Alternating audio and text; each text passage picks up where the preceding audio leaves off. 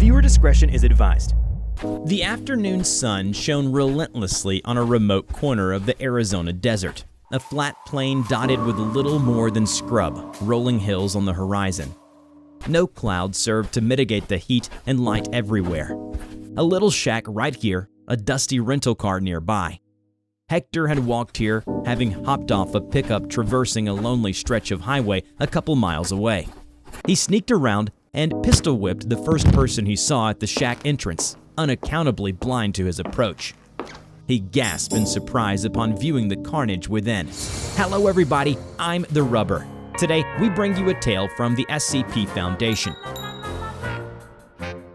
The shack and its occupants had already been vandalized. Beakers, glass tubes, flasks had been shoved wherever they would fit and shattered. One man looked like he had burned from the inside out. Needing answers, he handcuffed his captive and cracked open some smelling salts. The man gagged and returned to consciousness with a jolt and a pounding headache. Hey, buddy, did you do this? The man rolled his head uneasily around and slowly registered the scene through a bloodshot haze. No. Did you? No. I'm here to hit them all right, but this ain't my handiwork. He grabbed the man by the chin, looked over his dark stubble, his stained button-down shirt. He looked over the pistol and radio he had carried, the small case emblazoned with some weird three-arrow symbol he'd never seen before. The hostage saw the sun peeking through the slats in the shack wall, low in the sky. Wait, what time is it? Hector backhanded him. Nuh-uh. Name first. Who are you with? Rashawn looked past the gun in his face to his belongings. The seal on the case remained intact. Amnestics still available. All right, I'm with a group called the SCP Foundation. Not here for the law or the drugs. Take what you want, but we need to get out of here now. I ain't never heard of the SCP Foundation. Why are you here? I was here to evacuate the people using this shack. This is a Class 4 containment zone, and we need everyone out for their safety before nightfall. What time is it? Hector squinted, looking first at the strange agent, then at the twisted body pile. Suddenly, he recognized that if this guy before him hadn't killed them, he twisted Rashawn around and undid his cuffs. Rashawn jumped forward and grabbed the radio and switched it on. Control, this is Mr. President. Mr. President calling in. Requesting immediate evac. I have a +1. The radio emitted a static burst and a woman spoke. Negative, Prez. We'd get to you after sunrise. Hold position and do not drive out. 973 is out there. Stay away from any vehicle or road. Rashawn acknowledged. His companion watched the exchange in confusion. What's 973? There's a legend of a crooked cop that lives out here. Died 40+ years ago, full of hatred. And during the night, he patrols this section of highway, just waiting for someone to screw up. Then, he comes out of nowhere, chases them down, and does that. He pointed towards the former occupants. The hitman grimaced. The sun had set and darkness fell rapidly. In the clarity of the dark, a pair of headlights appeared on the distant road. Hector tapped Rashawn's shoulder and pointed it out. The agent looked out at the vehicle and reached for his radio. A vehicle is approaching our location. Has an evac been sent? Negative. Probable cover. Repeat. Run, bastard. Rashawn stared at the radio, shocked. It kept Run, broadcasting bastard. as a man's voice, cocky and cracking, cut through heavy static to say again and again, Run, bastard. That's the ghost? Rashawn nodded. The hitman swallowed a prayer. He looked out at the approaching car. Still over a mile away, its lights flashed red and blue across the desert plain as it veered off the road and started across the flat, rocky terrain. The radio crackled once more. Don't think I don't see you. We gotta do something. You say you know this guy. How are we supposed to fight a ghost? Rashawn seemed to withdraw into himself. There are few accounts of someone surviving an encounter with SCP-973. 973 keeps to the road only. It keeps to the road?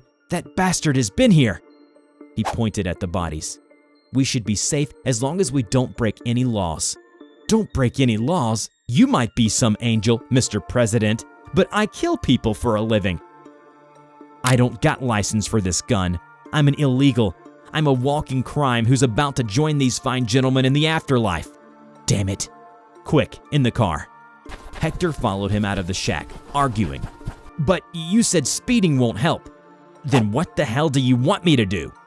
Sirens pierced the air as the aged police car sped the last distance towards the two men. Crap, look out! Hector tackled Rashawn as the police car swerved slightly to ram the rental car at full speed.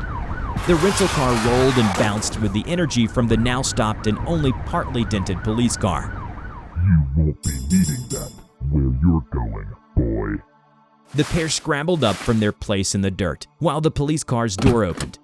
A sleek black boot trod firmly on the ground. A tall figure stood up.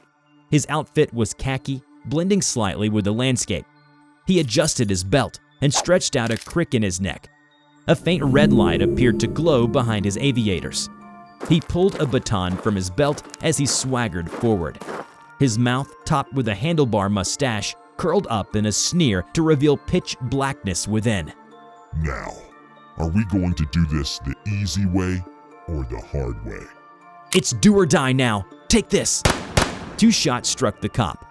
One in the shoulder, one in the jaw. Hector squatted tensely, coiled like a spring, a smoking pistol in each hand. The cop did not so much flinch as flicker.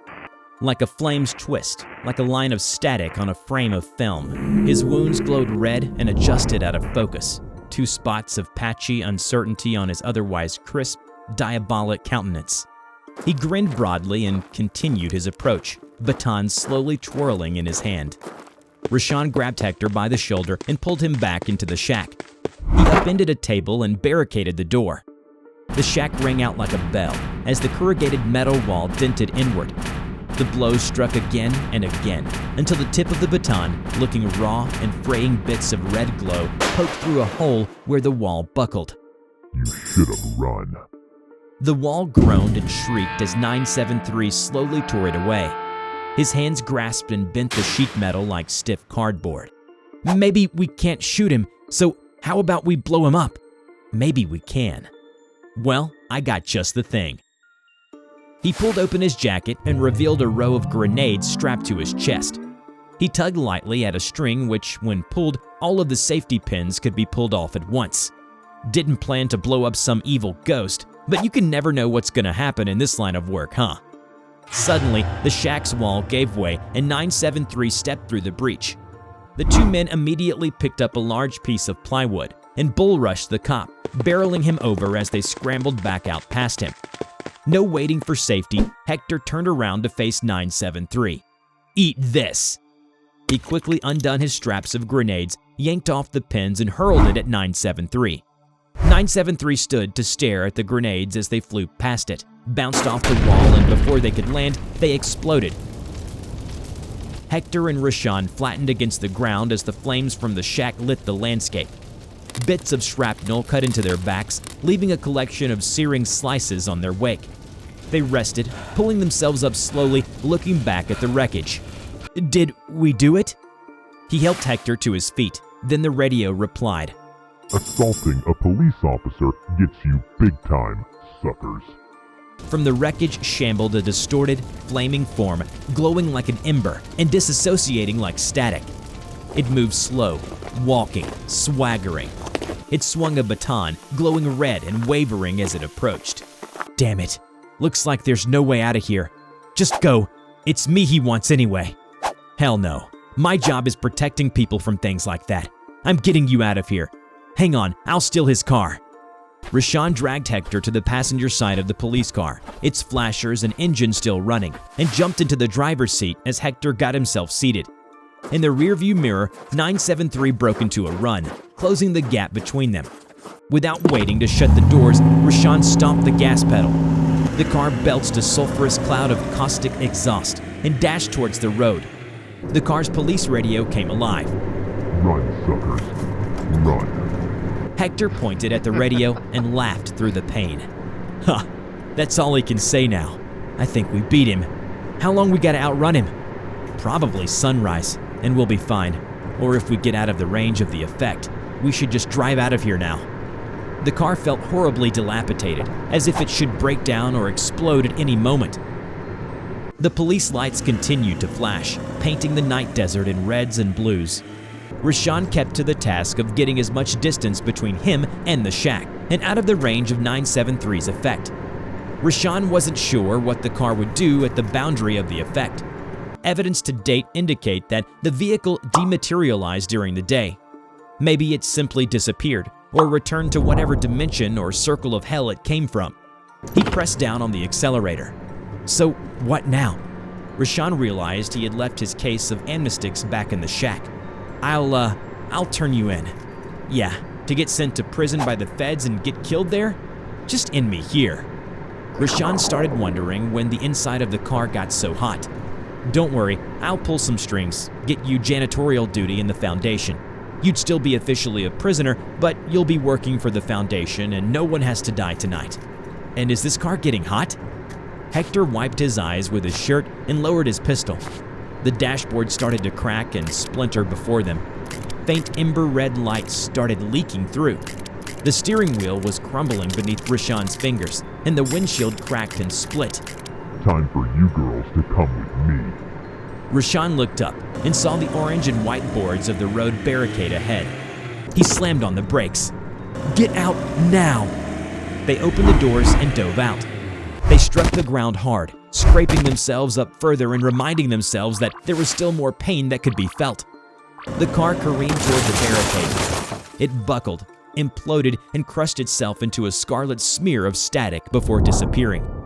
Hector lay in agony, scraped and burned.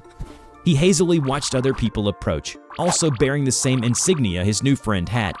He lost consciousness before sunrise, but offered a prayer to Jesus and Mary, knowing that dawn would still come for him after all.